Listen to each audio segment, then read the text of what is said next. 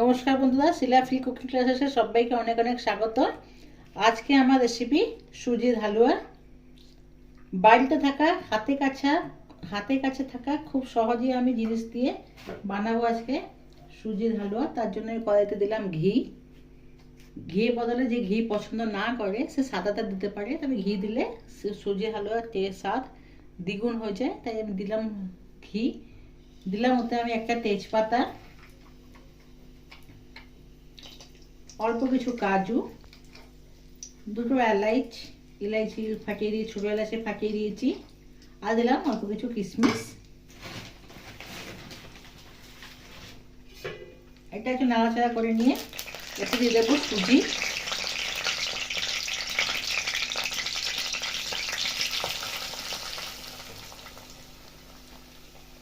সুজি এখানে 200 গ্রাম দিলাম। 200 গ্রামের জন্য আমি মিষ্টি যে যা পছন্দ, যে যত মিষ্টি বেশি মিষ্টি চাইবে সে খায়, তবে আমি এখানে 200 গ্রামের জন্য 100 গ্রাম চিনি দেবো। এটা ভেজে নেব।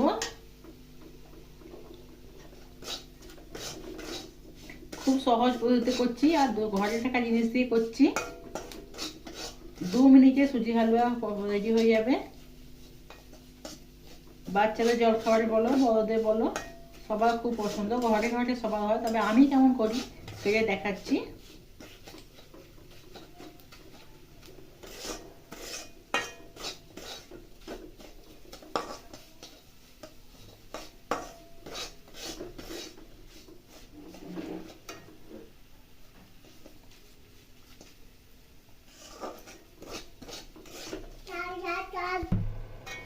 সুজিটা ভাজা হয়ে গেছে, দিয়ে দেবো জল।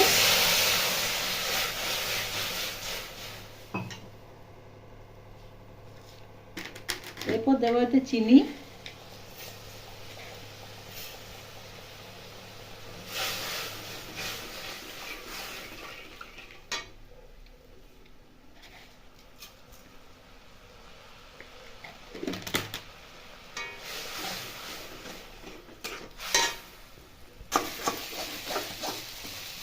তৈরি হয়ে গেল এখানে আমার সুজির হালুয়া।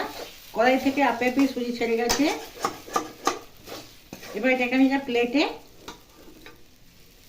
এখন চেপে রেখে দেবো। তুমি এরকম খেতে পারো, আমি এখানে সার্ভ করবো ডিজাইন করে।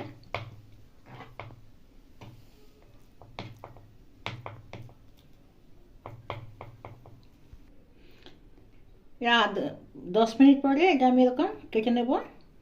তোমার চাইলে এর মধ্যে জাফরানও দিতে পারো, তবে জাফরান তো সবসময় বাড়িতে থাকে না, তাই হাতের কাছে যা থাকে জিনিস আমি তাই দিয়ে সহজ পদ্ধতিতে ঘরে কী করে হালুয়া বানাই তাই দেখিয়েছি।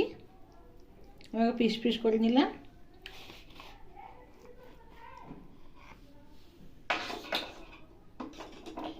তৈরি হয়ে গেল এখানে আমার সুজির হালুয়া। রেসিপিটা কেমন লাগলো কমেন্ট করে জানিও, ভালো লাগলে লাইক করো, আর সাবস্ক্রাইব করে আমার নতুন রেসিপি আপডেট পাওয়ার জন্য সাবস্ক্রাইব করে দিও। ভালো থেকো, সুস্থ থেকো। কালকে আবার কোনো রেসিপির সঙ্গে দেখা হবে। ধন্যবাদ।